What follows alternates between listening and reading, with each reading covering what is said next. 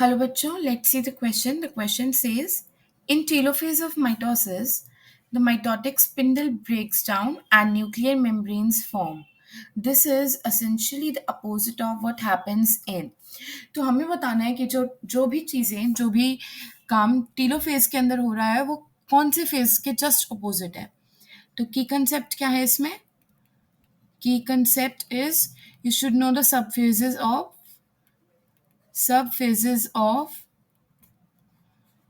Mitosis और M phase, है ना. माइटोसिस को ही एम फेज बोलते हैं. तो हमें उसके सब फेजेस के बारे में पता होना चाहिए in order to answer this question.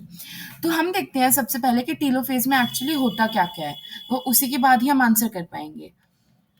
तो टीलोफेज में क्या क्या होता है? जो क्रोमोसोम्स होते हैं वो अपने पोल्स तक पहुंच चुके होते हैं.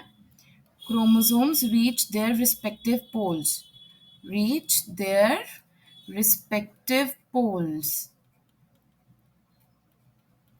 Chromosomes reach their respective poles and the mitotic spindles disappears. And mitotic spindles disappear. Okay, next देखते हैं नेक्स्ट क्या होता है और क्या क्या होता है इसके अंदर. तो सेकंड की अगर हम बात करें, nucleolus ER, that is endoplasmic reticulum, Golgi bodies or Golgi apparatus you can say, and other organelles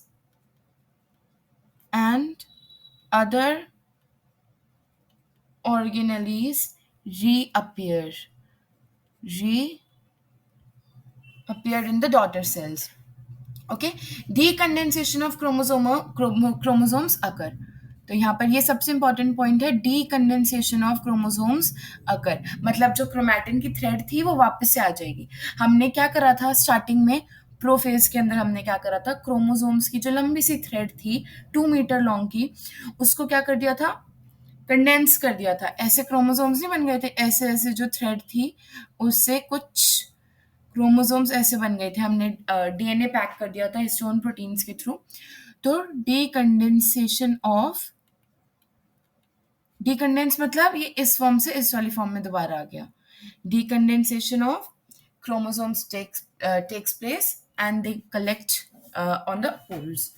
तो अगर आपको ध्यान हो थोड़ा सा, तो इसका जस्ट अपोजिट हमने किस में देखा था, प्रोफेज में. कुछ याद आ रहा है? ऐसा ही कुछ देखा था, बट सब कुछ बिल्कुल अपोजिट था.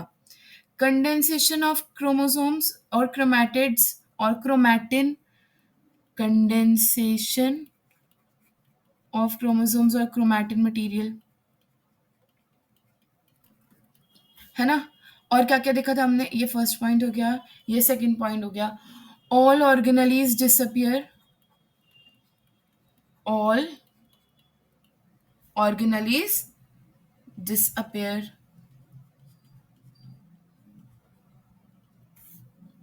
राइट, ये फर्स्ट फेज था,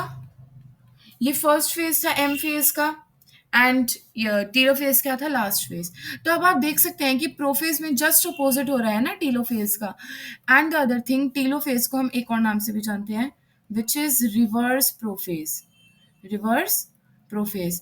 क्योंकि जितने भी इसके अंदर कैरेक्टर्स हैं वो ही उसके जस्ट अपोजिट किस में है, प्रोफेज में. तो यहाँ लिख देती हूँ मैं टीलोफेज को, और क्या बोलते हैं,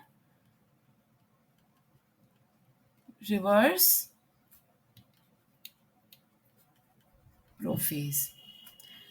तो हमारा करेक्ट आंसर क्या हो जाएगा, option number A, which is prophase. I hope you all understood it well. Best of